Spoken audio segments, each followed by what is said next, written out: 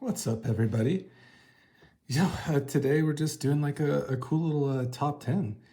The card we're talking about today is Aragorn the Uniter. And this is one of my, probably one of my most played commanders that I kind of played throughout the years.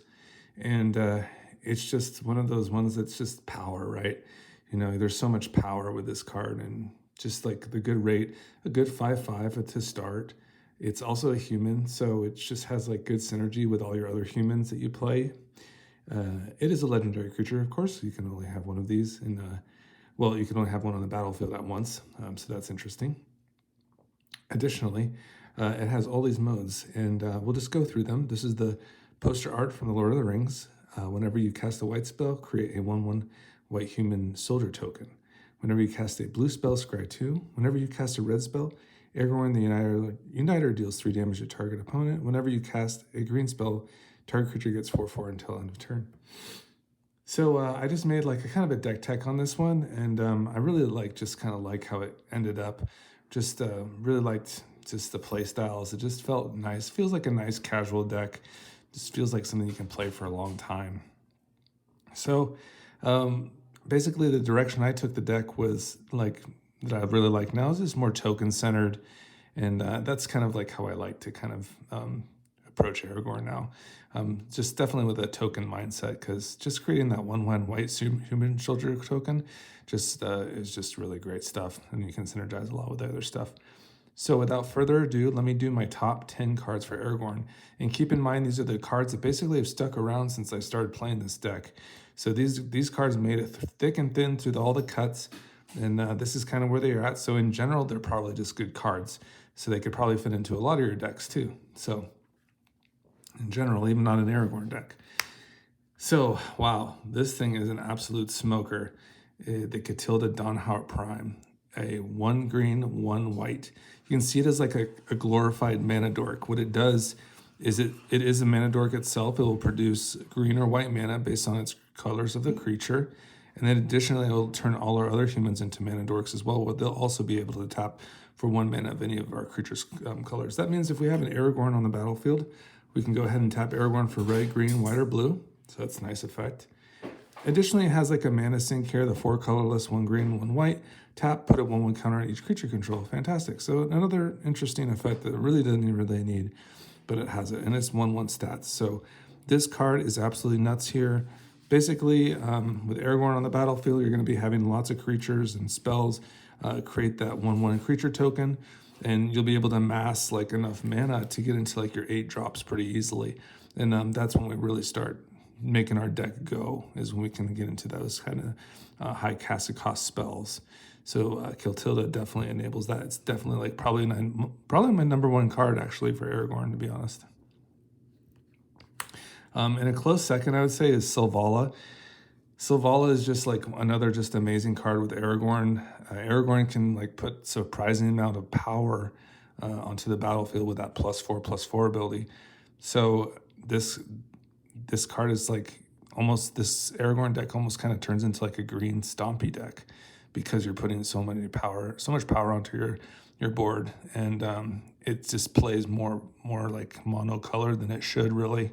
So Selvala is that really good card where it's going to see Aragorn as a 9 power creature, and then we can go ahead and tap for 9 different colors of mana just by paying 1 and tapping this for that low 3 cost. So just a very, very strong, powerful card for us here.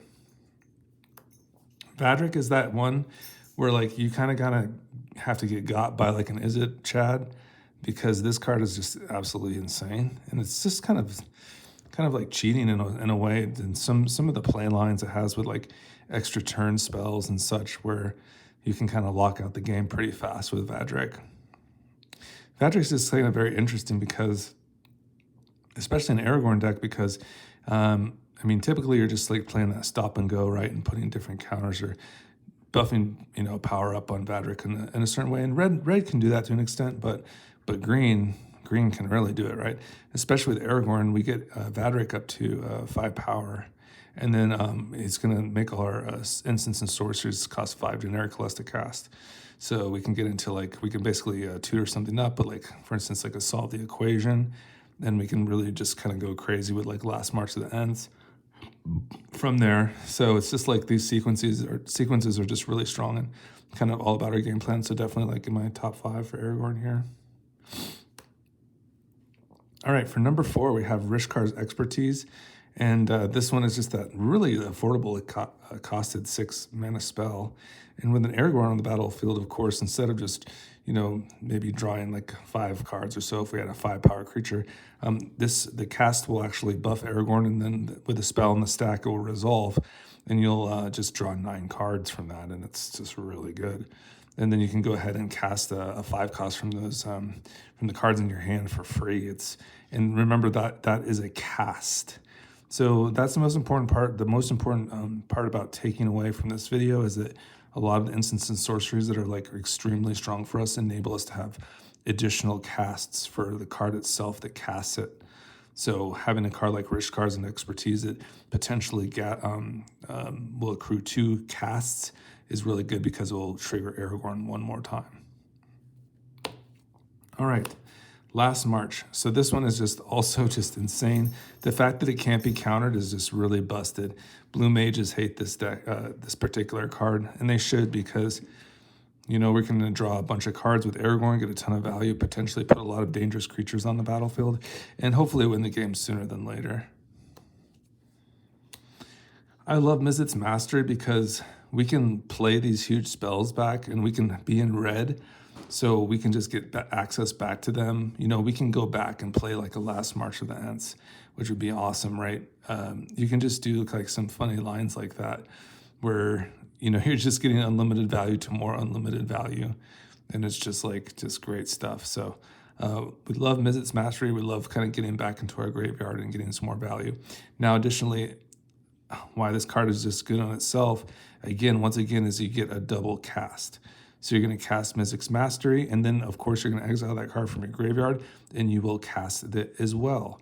So again, a card that enables a double cast, meaning double triggers for Aragorn. So it's fantastic.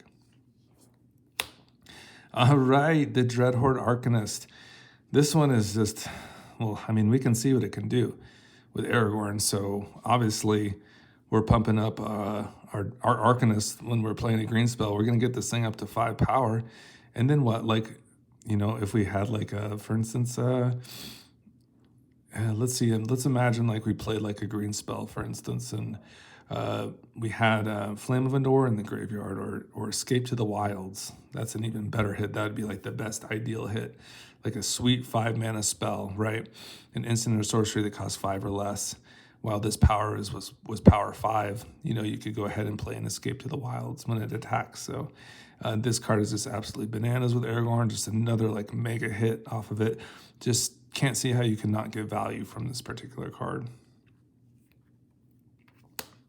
All right, and here's Annie Joins Up. This is, it's just kind of a nutty card, and it's so how you want to go about this likely is play Aragorn first, of course, and then that way you get the triggers, right? Because this is just going to set off 3 of Aragorn's modes. And then once Annie Joins Up comes down, hits a creature or a planeswalker for that 5 damage, then what you're going to do is you're just going to, basically play any card. It doesn't have to be an instant or sorcery. Anything that triggers Aragorn's ability will be triggered an additional time. And it's just absolutely insane. Once again, you're going to be doing stuff. That's what we like about Magic. You want to be doing stuff, right? So this enables the doing. So Annie Joins Up definitely makes the top 10. And I really love this card a lot. Legolas Quick Reflexes, I feel, is like the absolute cat's meow. I just love this card.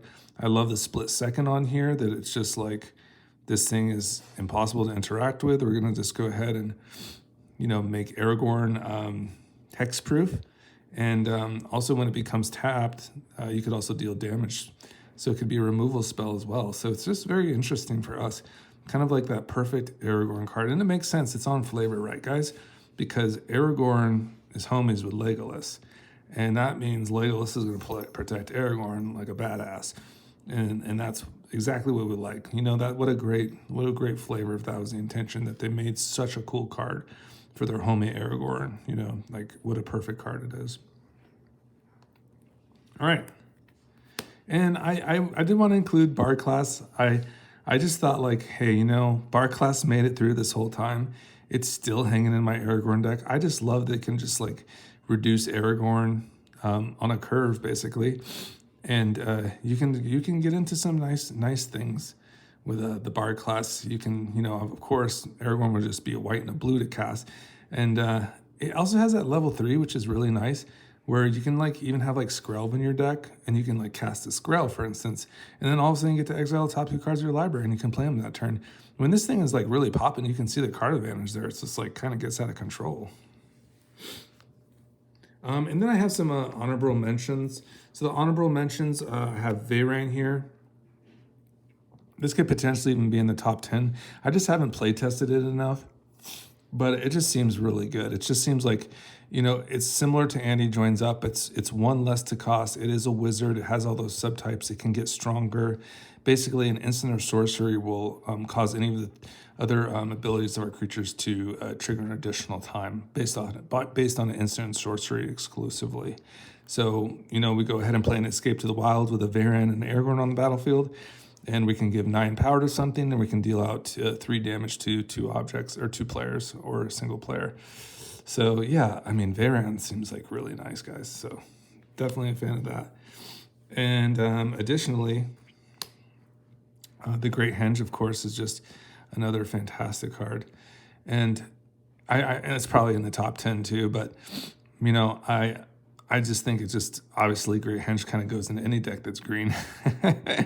So I just wanted to, like, you know, give some other of the spotlight to some other things, but obviously having a 9 powered Aragorn, you can play this for 2 green mana, pump up Aragorn, play more cards, draw more cards, get more counters on your stuff, just gas for days, right? So we love gas, and this is very gassy stuff. So I hope that was good for you guys. I hope that kind of inspired your, you know, deck ideas. This is where I'm at with my Aragorn deck. Where are you at? I mean, what kind of cards stick out to you? I'm sure that some stick out to you more than others, but for me, this is where it's at. So I hope you had a great day. Bye-bye.